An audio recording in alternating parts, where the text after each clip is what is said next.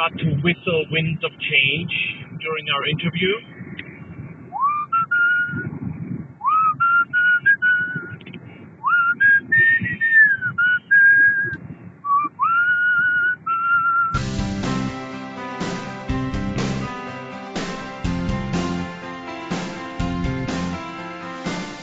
Thanks for listening to the Author Stories podcast, where I bring you the story behind the stories and the storytellers. This week I've got a very special episode. It's a pretty weird one, but my friend Stefan Bolz emailed me last week and said, Hank, you've got a new book coming out, Mulligan, which is out now, and I would like to interview you on your own show. And so we thought it would be kind of funny and kind of fun to do. So here it is. This is me guesting on my own show with my friend Stefan Bolz hosting, and I hope you enjoy it. Also, don't forget, this Saturday, January 31st, we're having a Mulligan launch party on Facebook, and there are details about that in the show notes here. Once again, as always, I want to thank Third Scribe for sponsoring the podcast. If you are a writer looking for readers, or if you are a reader looking for more stuff to read and looking for authors that you can connect with, ThirdScribe.com is the place to go. Now, on with the show.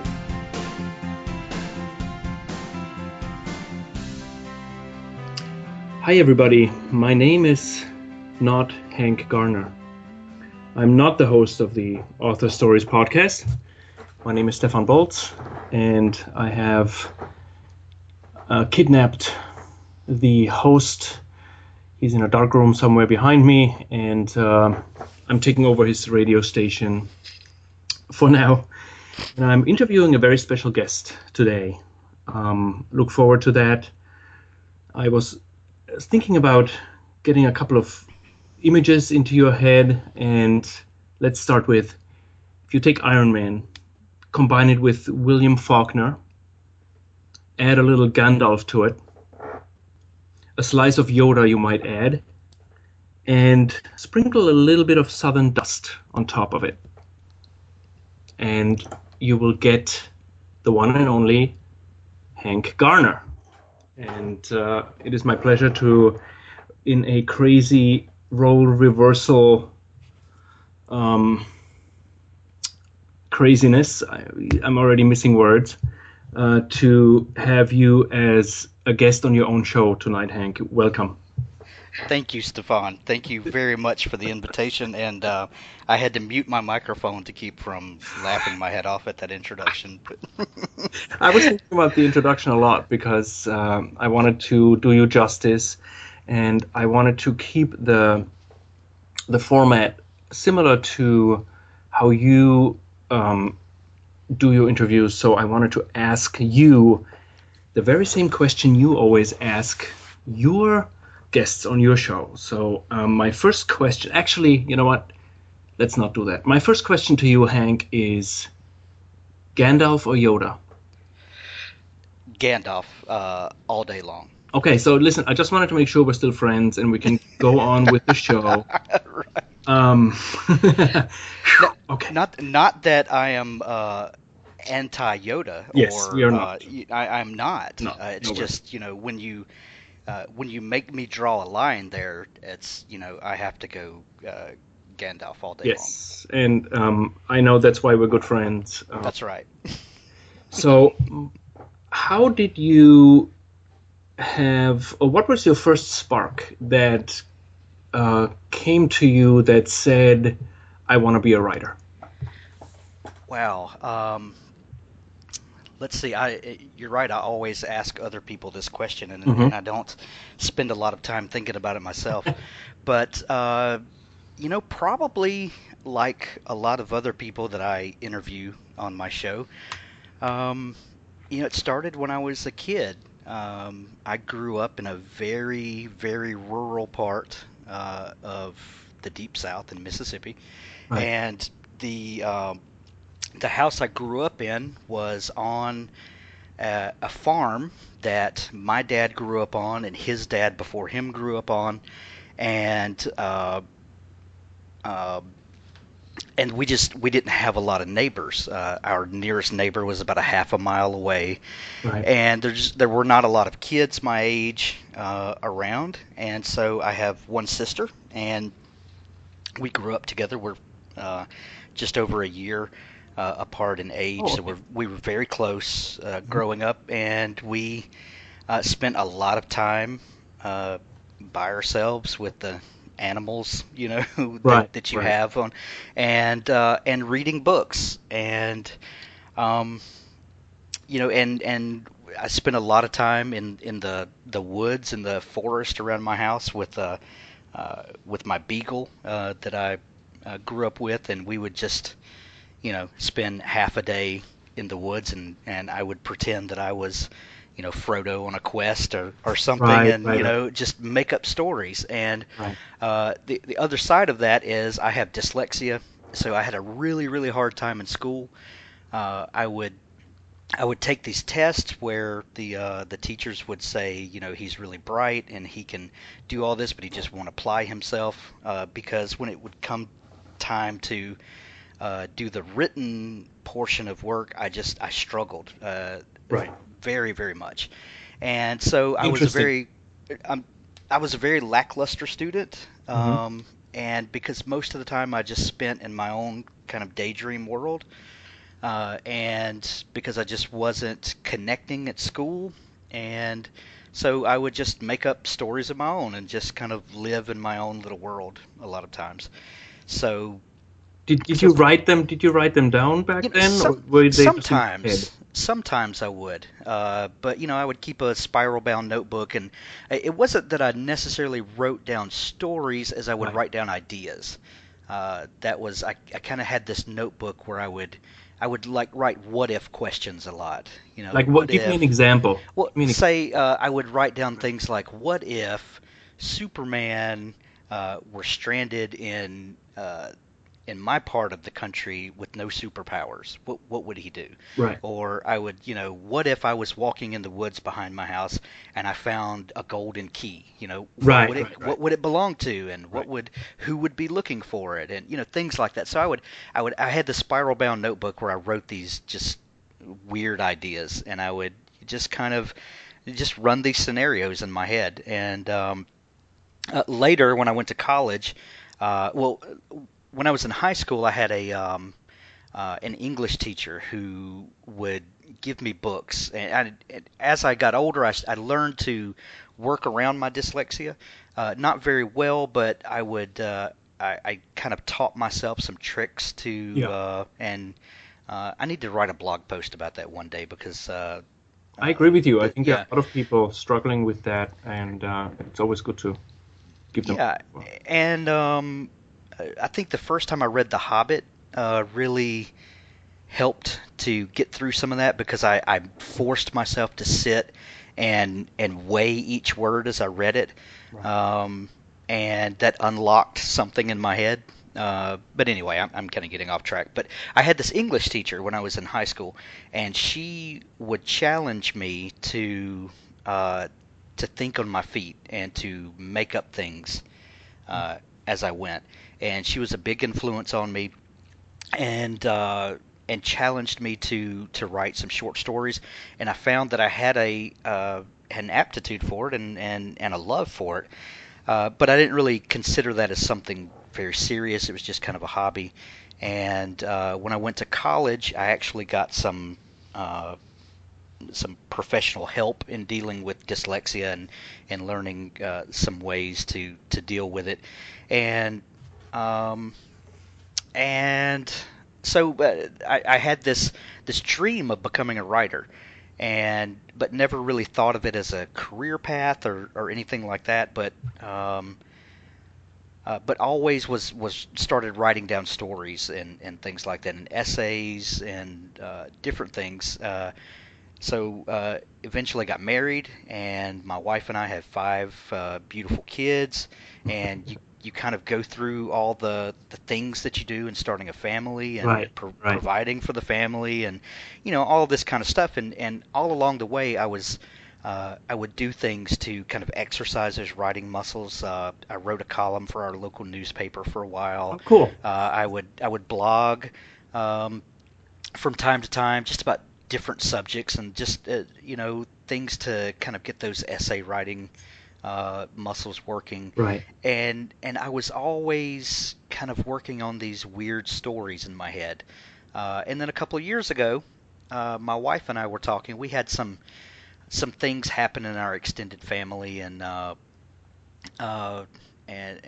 wife and I would have time where we would go outside in this swing that we have, and it was just kind of a place where the two of us would go, and we could just kind of get away from everybody and just talk out our day and things like that. And I told her one day, I said, I had this crazy dream last night, and it was about these two characters, and their name were Huck and Eleanor. And I saw them. I had them fully envisioned, and I said, I really feel like I need to write these people's story down before I forget it. And I started writing, and I started writing, and I started writing, and that eventually, through many, many, many iterations, became Bloom, which I published in February of 2014.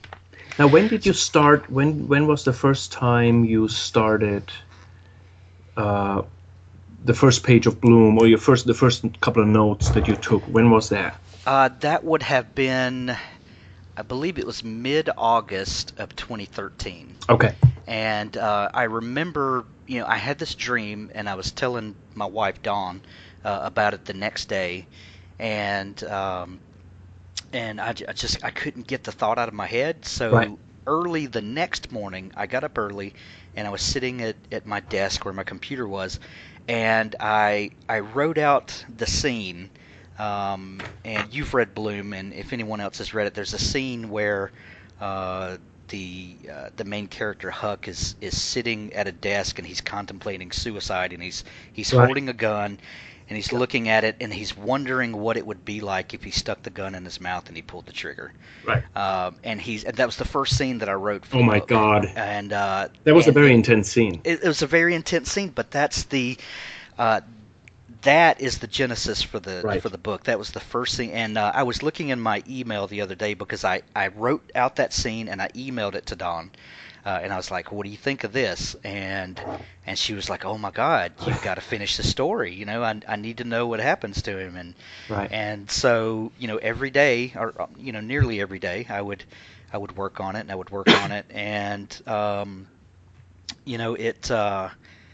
I would finish it, and I would cut out about 30,000 words and put into another document, because some things were maybe for another book, or maybe they were just too personal or things like that. And because I don't know about you, but I'm one of those people that I have a tendency to kind of put a little bit of me into everything. Yeah, that was my next question. But finish your thought there. So I was just so through about 6 months of just working and editing and cutting and trimming and rearranging, and and eventually Bloom came out of it, and it actually had about 3 other titles along the way, but Bloom is what I finally settled on. Right.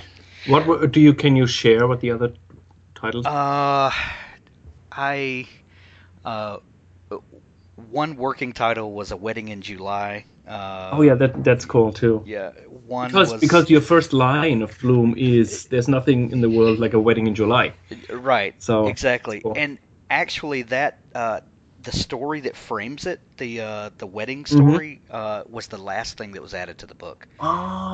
It was. That's interesting. Yeah, it was that came as an afterthought, as a way to frame it and to allow me to put the twist at the end. Yes, that was I love that. That was really that was cool. Like the bookends on both sides of the shelf.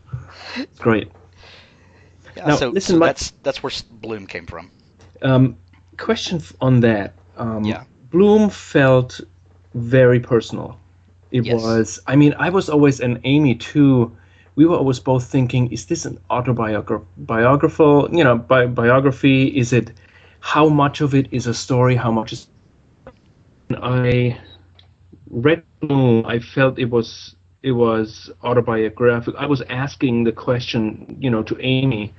Uh, I thought it was autobiographical, and my question to you is it, in a way, not that you have to reveal all your dark secrets or whatever, we all have them, but is there a theme in Bloom that is very close to how you grew up in your childhood, or is that part of the story and is disconnected from your own personal experience?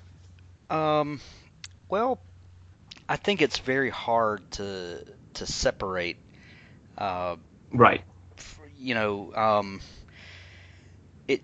I think as a writer, you put a little bit of yourself into everything that you write, and it's obviously informed by your experiences. The the Right. the details change, obviously, but yeah, there's a lot of that comes from having feelings of isolation when you're growing up and being kind of Right. stranded in the middle of nowhere and having no one to talk to, and then having, when things happen, as you're growing up and having no one to kind of help deal with those things Process it. and Right. process it, so you kind of wind up with these kind of mixed up emotions and things like that. And so yeah, some of it is obviously informed by my own experiences, and but Right. in a lot of ways, Huck is a very different character than I am. Uh, so it's one of those. It's not an easy question to answer.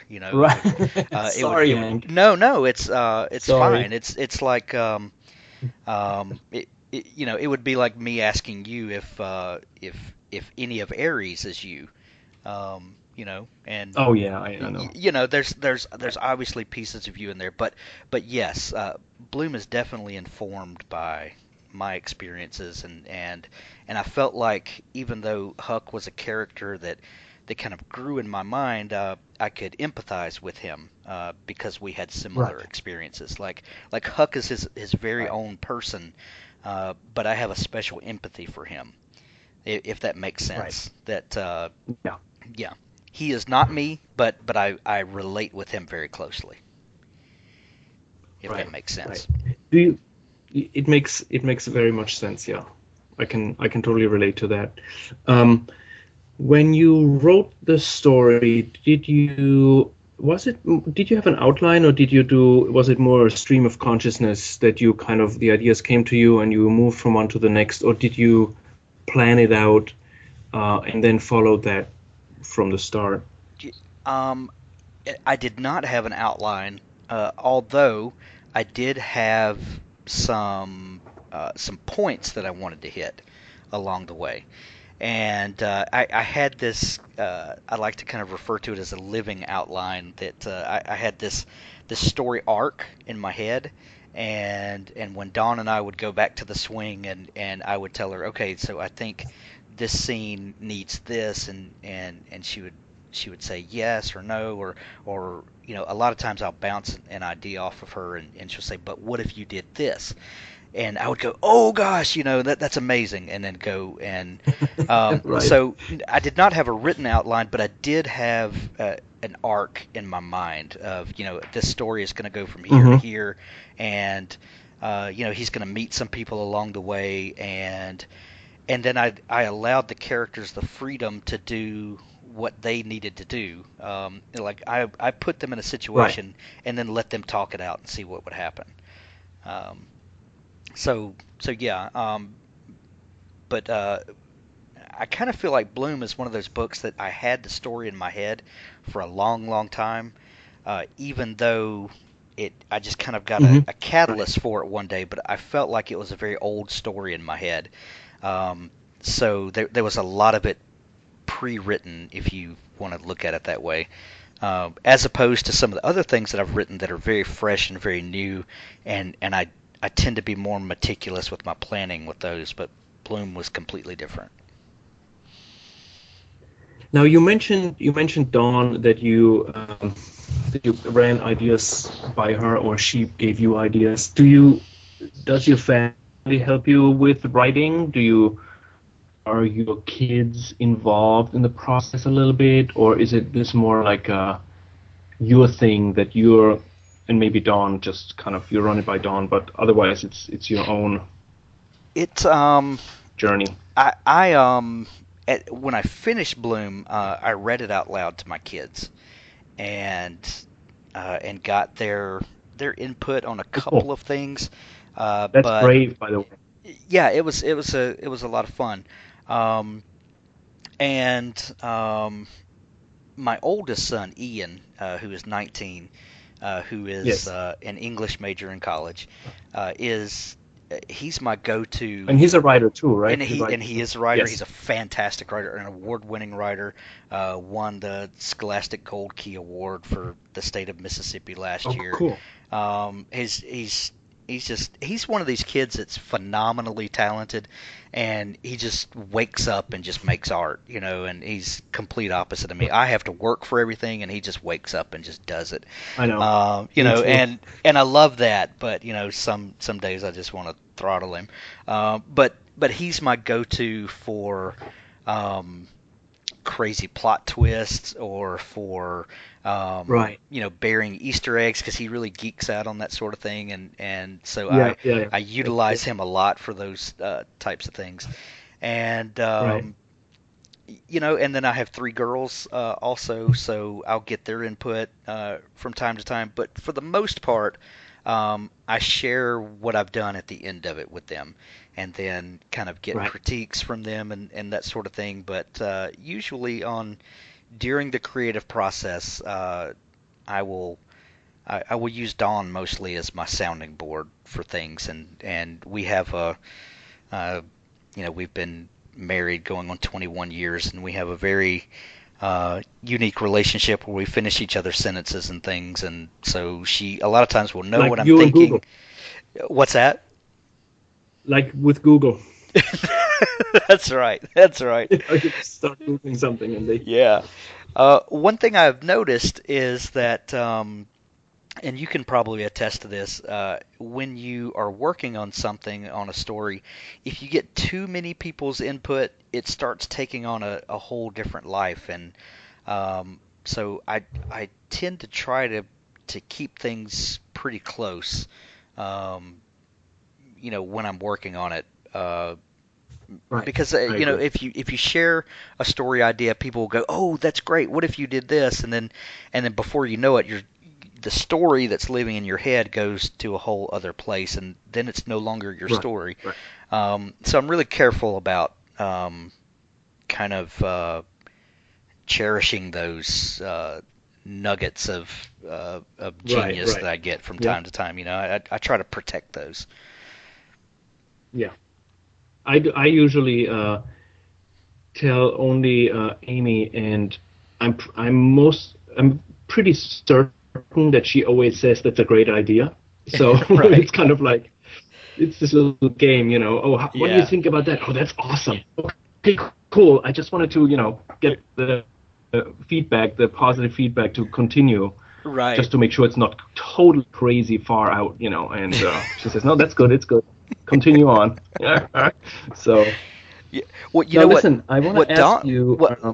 Go ahead. Let me just tell you this. What Dawn will do sometimes is I'll pitch an idea to her, and she will tell me, "Oh, that's just crazy," or she'll say, "I don't get it," and then that'll frustrate me to no end, because in my head it's this total brilliant thing, and you really ought to get it.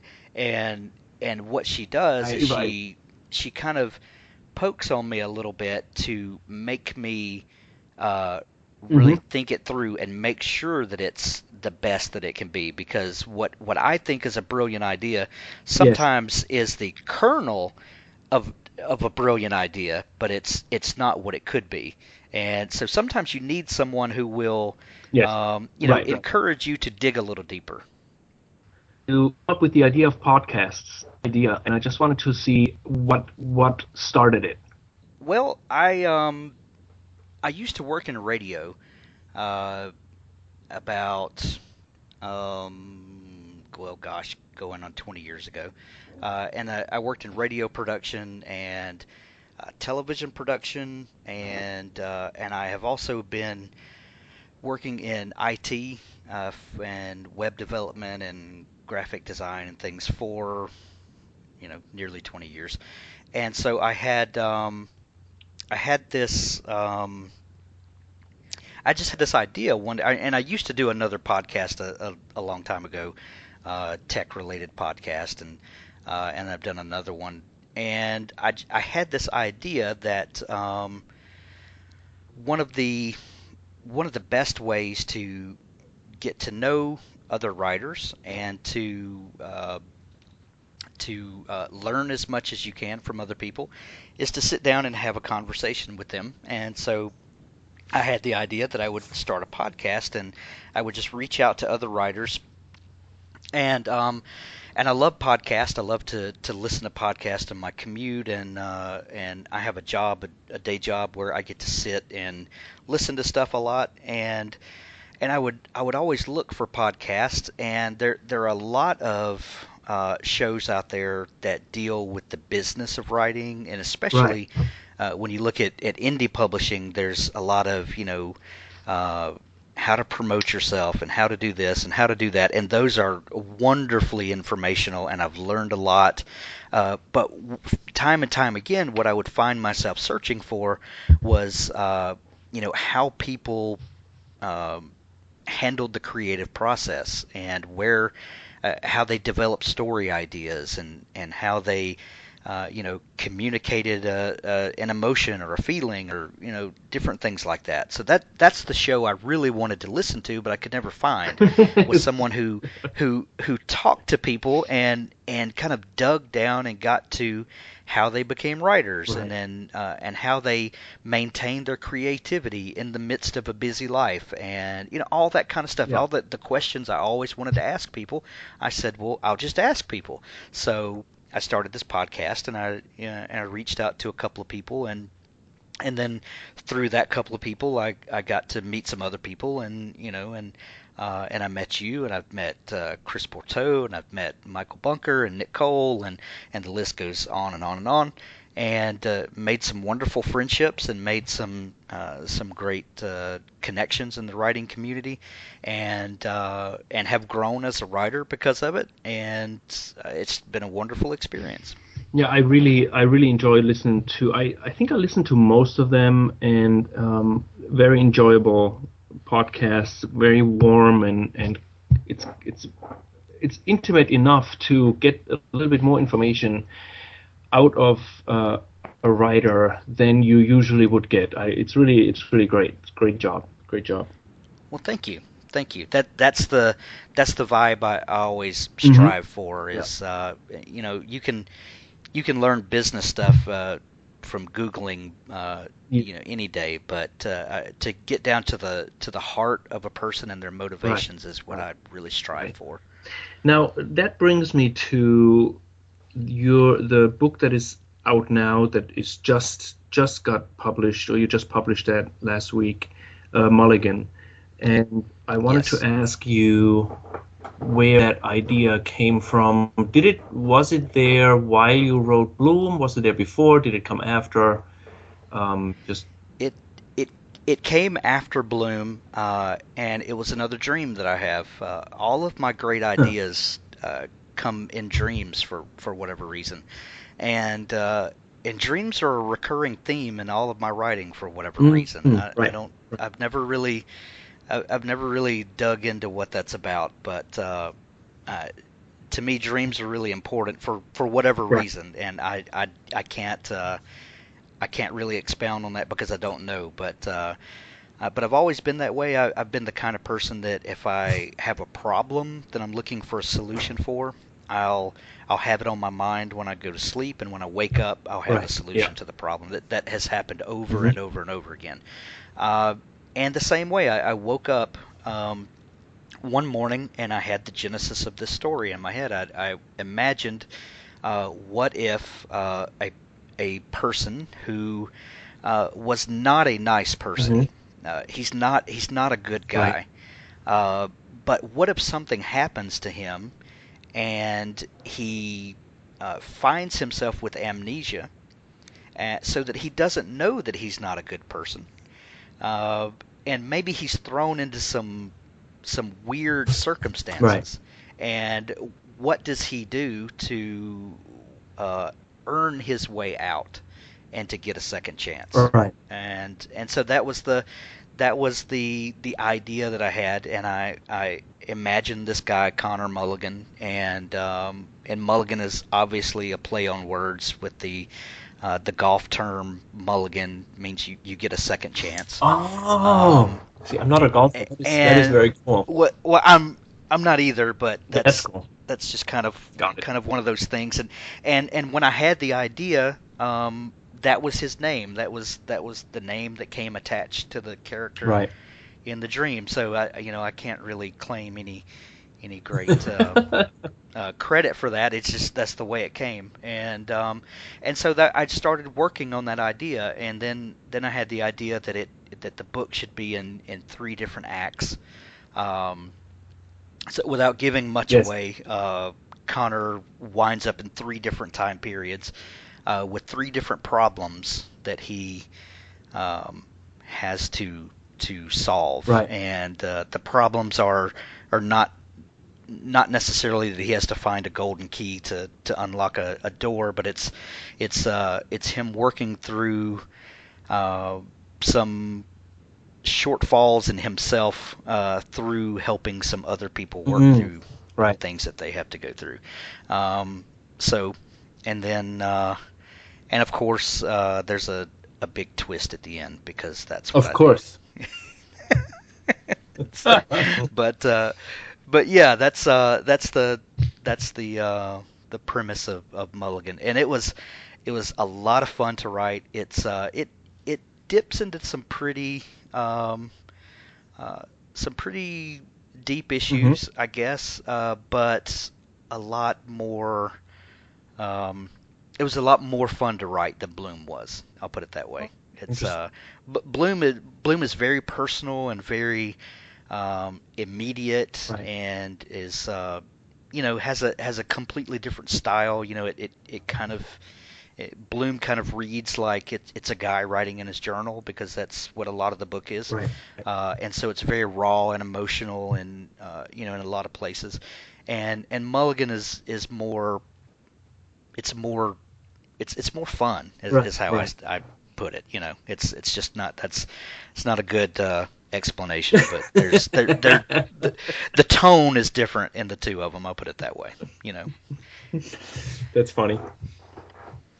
Uh, Listen, that it seems to be whenever I have more, I'm better with writing than with talking, because Yeah. writing I can edit. I always feel like if I say something like odd or weird or something, you can take it back. So it's much better to write it, edit it, Sure. and then send it off, rather than to just say talk some nonsense, and then you're like, what the hell are you talking about? Anyway, I can relate. I can relate to that. Yeah, there have been, my mouth has gotten me into more trouble than I would like to admit sometimes. speaking of which, you mentioned, and I can't remember, it was like last week or 2 weeks ago on Facebook, that you read Mulligan out loud. Yes. And there was a technique that Nicole kind of had adopted to work Yeah. on the Old Man in the Sea, I think, the Old Man in the Wasteland. Old Man in Wasteland. the Yeah. Sea, right? So how did that go? Well, like I said Should I earlier, ask the neighbors? when I Should I ask the neighbors, or should I ask you? Well, like where I grew up, we live in Yes, the you don't country have again, neighbors, right? and Right. we have some neighbors, but we're mostly surrounded by Right. trees, and a swamp behind the woods in our backyard. But like I said, when I finished Bloom, I read it out loud to my kids because my kids have a very different life than I did growing up. You know, they have two parents that are always home with them, and they have a very safe and very easy Yes, I know life. exactly what you mean. Yeah. You know, compared to when I was growing up and I spent a lot of time alone and things like that. So, Dawn and I always try to teach them lessons, and we always try to, you know, kind of give them a glimpse into the way, the harsh realities of the rest of the world. And sometimes they just don't get that because they're pretty privileged compared to the way we were growing up. So I read them Bloom to kind of give them a glimpse into what life could be like for other people, and it was a very different experience from writing and editing. Just reading from the screen to yourself. You pick up a lot of things when you read out loud that you will just completely gloss over when you're reading to yourself. You can pick up on the way dialogue works when you have to read it out loud. Some things that look fine on paper just sound completely corny when you read it out loud. You're like, nobody would ever say that. So I kind of got a clue when I did that with Bloom. I was like, this is a great technique. I should do that. Well, then I talked to Nick Cole, and he kind of took it to another level for me. And he said, I read it out loud and I act out all the dialogue, like, because I'm an actor and I'm trained to this, so I bring the characters out and act them out. So when I read Mulligan, and I did this with The Witching Hour, a short story that I put out earlier this year, and I did that. We were outside. It was one summer day, and all the kids were around, and I staged The Witching Hour for them, and I played both characters, and it was so much fun. And I was like, and again, you find things in tone and word choice and things like that, and I was sold from them. So when I finished Mulligan, I did the same thing, and my daughter gave me a new Kindle Paperwhite for Christmas. So and I had an old Kindle, one of the old Kindle keyboards, I think the Kindle 3 or whatever, that I've had for years, and it was great, but the Paperwhite has so many new features. And so I loaded Mulligan onto the Paperwhite, and I read it aloud from there, and it allows you to take notes. You can highlight passages and add a note. And so as I would read, if I would come across something that's maybe a word choice that was not right, or a lot of times what you'll find is when you're reading, you'll use the same word like 3 or 4 times in a row, and it never jumps out at you on the page, but when you read it out loud, you're like, oh, that just sounds awkward. So things like that, it really will take your writing to another level. Yeah, it's a very good. I think it's one of the best techniques for pre-editor or just pre-arc sending it out, to just go through it one more time and read it aloud, and I think it's great. Yeah. Because there's so many words. Absolutely. I have my editor. He there was so much red in the manuscript, which is normal, but he underlines the words that I use very frequently. And I remember we were discussing it last week. There's this program you can use, Wordle or something, where you can where you can count how many times you use a certain word. Is that the one that makes a word cloud that shows the frequency? Yeah, I'm not sure how it I haven't used it yet because I'm not in the at the stage of kind of finished book. But I thought, wow, that's a really great idea as well, to see how many times you use the word just or whatever your words are, the fillers. And I don't know who it was. I think Kim Wells talked about it that she had a certain word that she used like, I don't know, 200 times or something. So, it's and you don't catch Right. those. Right. Scrivener also has that feature Right. that'll show you commonly used words and show you the frequency of Yeah, you words. have to show that to me how that works, because I I'm will. using 2 of the 2,000 functions of Scrivener right now. So Yeah, it's just like my me too. brain. I use very little of it. Me too. Me too. Don't feel bad. And the crazy thing is, if you meet 10 people, they'll all use, Those 2. uh, or they'll use 2 features, but it'll all be Oh, different 2 right. features. Right. But So funny. yeah, yeah. Now, speaking of which, it's so funny. We're going from one to the next in a really cool way. You have said the word weird, I think 4 times in this interview, and which is great. I was counting it because that was my segue to the next topic. Apocalypse Weird. I want to talk to you about it. Yeah. Okay. I want to know how you got into it, and a little bit of what your feeling is about what it'll do to the publishing world. Just maybe dream a little bit, and Yeah. tell me what your story is about that you're writing. Well, like you and like several other of us, I got into Apocalypse Weird because Nick Cole offered to let me submit a pitch. Like everyone else, we Right. all had to go through the pitch process of, can you come up with a good idea, and does it sound like uh, uh, an idea that would be fun, and that would Right. be a compelling story. So I did. I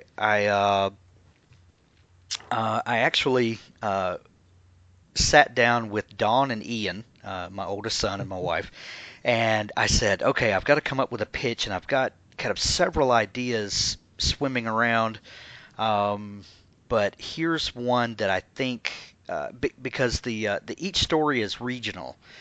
So I was thinking, what could I bring from my region Right. that would Right. be apocalyptic, and I was thinking, there's really not much to Mississippi Except the that seems, pine tree well, apocalypse. except, there's the pine tree The sap apocalypse, from the and pine trees, flow. Anyway. oh, that's another book. I've got to write that down. The killer pine tree sap. Right. Uh, well, actually, worse Sorry. than that is in the springtime, the pine trees put off pollen, and everything is Oh, coated in this yes, the greenish green. yellow pollen. Oh, right. Oh man, it's All right. brutal. But yeah, anyway, that's the pollen apocalypse. So I came up with this idea, and I pitched it to Nick, and he said, "Oh, that's a great idea. You should write that." Uh, so I jumped in, like several other folks, and have a tentative release date of this summer. And Of it's what? when I finished of this summer. Oh, this summer. I think this I summer. thought Yeah. as you said December. No, Like no, December. I hope not. No, this summer, and we. I won't say the final date yet, because I Yes. think we kind of have 2 dates that Right. we're still playing with, but one date, if we get to go there, It's awesome. is awesome, and that's all I'll say. But Right. it fits it perfectly.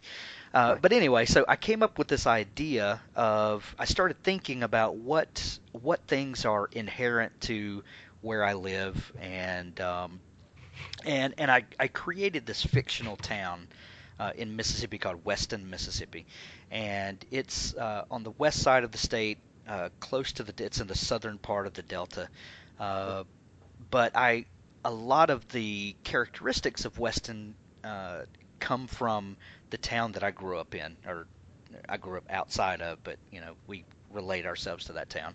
And during the Civil War, uh, General Sherman had laid siege to the city of Vicksburg for like 40 days, and completely uh, decimated the rebel troops there at Vicksburg, and they were emboldened from that and started marching across the state. And when they got to Meridian, the city where I grew up, Meridian was a hub of transportation, railroad, and all of the major highways and stuff went through there. Right. And so Sherman made a point of completely destroying the town, burned it completely to the ground, ripped up all of the railroad tracks, and it made these big, huge bonfires with the railroad ties, the wooden slats that go across Right. under the railroad tracks. It made these huge bonfires and then melted or heated up the railroad tracks over those fires and then bent them around trees. And they became known as Sherman's bow ties, where they would take these railroad tracks and wrap them around trees. And his point was to completely decimate the transportation system. And he stood on a monument in town and declared that Meridian was no more and never would be again. And so that is kind of this historical thing that my town associates itself with, and people still refer to General Sherman as that sumbitch Sherman, and it's very, very, very hard feelings still around Right. this thing that happened 150 years ago. And so I had this idea. I said, well, if what if during that time that when he's burning down my fictional town Weston, what if there's a family that belongs to a secret society, and they have guarded this secret for centuries and centuries, and they guard it to protect the world from this bad thing being unleashed on the world. Mhm. Well, what if instead of protecting the secret, they were so angry over what General Sherman did that they used the secret to try to defeat him, but instead of defeating him, the demon that's loosed emboldens and empowers General Sherman's troops, and they lay siege to the entire South, burning Oh, it to the God. ground. So, so you take a little bit of your cultural history, and you awesome. kind of turn it on its ear, and you say, and like I like to do, say what if, and what if this happens, what if that happens. So so out of that came this idea that now we have a young man in present day who is the heir to this guy that unleashed this demon, and the great granddad was able to get the demon back and kind of capture it again. But now this grandson, who is the keeper of the family secret now, is just kind of going through his life, and one day the book that he's supposed to be guarding is stolen, and he's scared that what happened to his great granddad is going to happen again, and then all this weird stuff starts happening, and all hell breaks loose in Weston. Yes. so but since finishing Mulligan and getting that out, I have turned all my attention to Seventh Son of a Seventh Son, which is the name of that book, and it's going great. I'm making strides every day. Very cool. Very cool.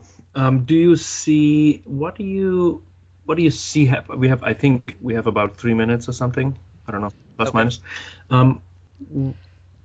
What do you see? Where do you see Apocalypse Weird in like 5 years? I know it's a ridiculous question, and it's the last question. It's It the most is. ridiculous question, but I want to ask you. I'll tell you what I see now, and what I see the potential for. What I see now is a band of authors. Right. I started to say indie authors, but we're not Right. all No. indie authors. But what we do have are a bunch of indies and some hybrid Right. authors, some guys that do traditional publishing, like Nick Mm-hmm. Cole, Weston Right. Oaks, and there's a couple of others, I think.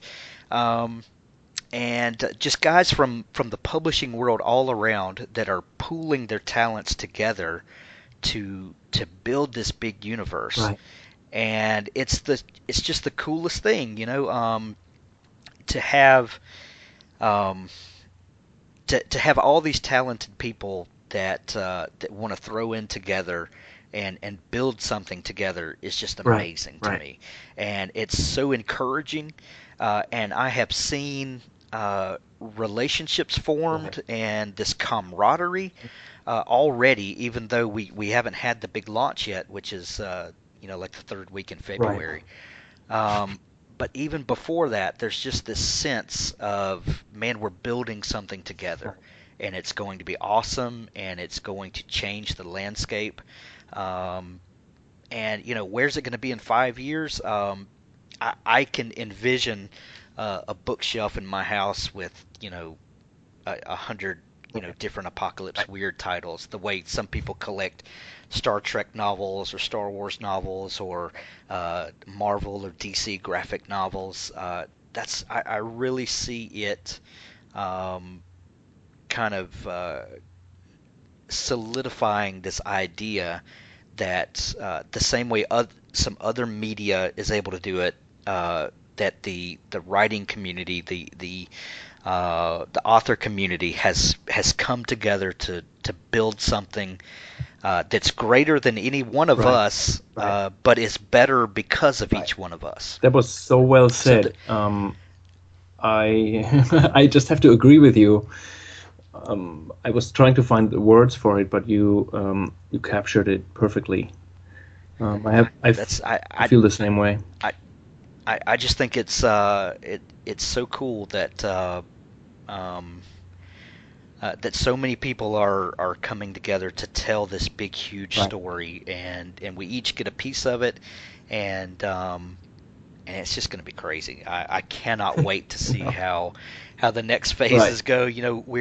We've got the Red King that's out already, obviously, but I know that you and I have been privy to seeing some of the advanced Right. reader copies of some of the others, and man, it's Right. nuts. And the other thing, you look at some of these authors that you've become friends with, and you think, I used to think that you were a pretty nice guy, but I see what you did to this place, and Listen, there's some pretty horrible right. corners in your soul somewhere. I agree. I apologize every day to the poor people of Long Island in my story. I mean, Oh it's man, good. So good. it's oh there's going to be a lot of therapy Right. that's going to be needed after this, or maybe this is Maybe it therapy. is. I don't Maybe it know, is. but maybe it is. That's how I look at it. Yeah, but it's going to be awesome, and I really think that Apocalypse Weird is going to set a precedent uh, for what authors Right. can do when they come together, and what people can accomplish when they kind of set some of the pride Yeah. aside Yeah. and some of the Yeah. ego, and say, you know what, I'm gonna contribute to this thing, and we're gonna make it better because we Right. all did. Right. Yeah, I think it's gonna be That's great. awesome.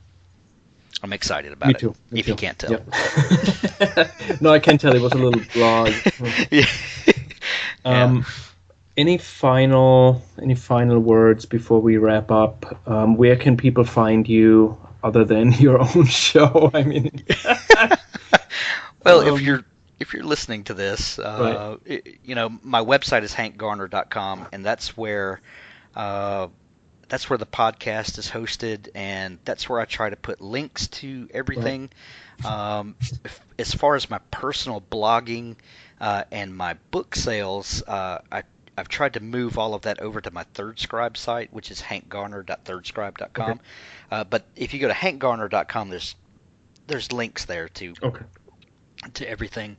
And yeah, that's you can also find me on Facebook.